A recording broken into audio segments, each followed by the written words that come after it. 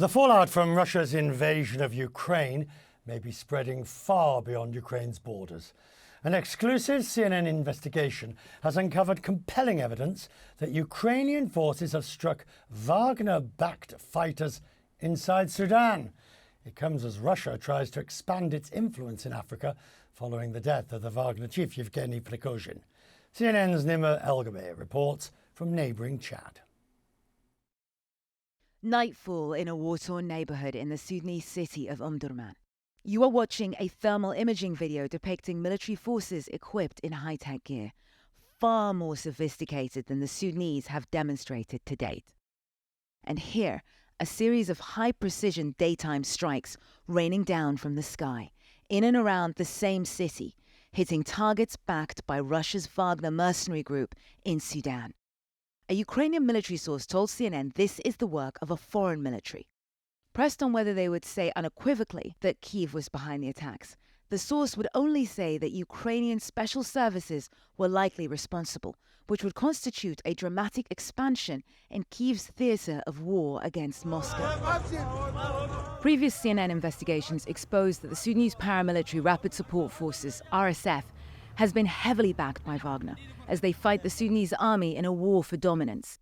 CNN obtained a series of videos of the operation showing 14 different strikes on RSF weapons and equipment believed to be provided by Wagner.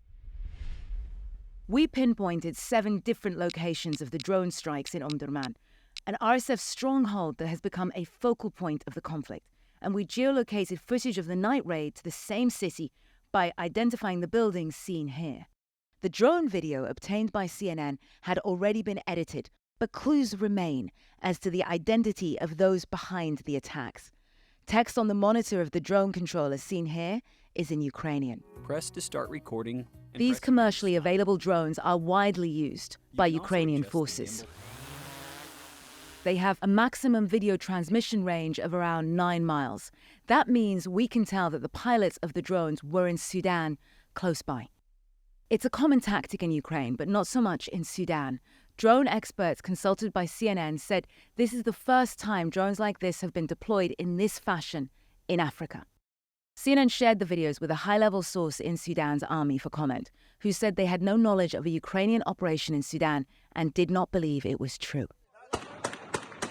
Sudan became embroiled in Russia's war against Ukraine last year, despite being thousands of miles from the front line.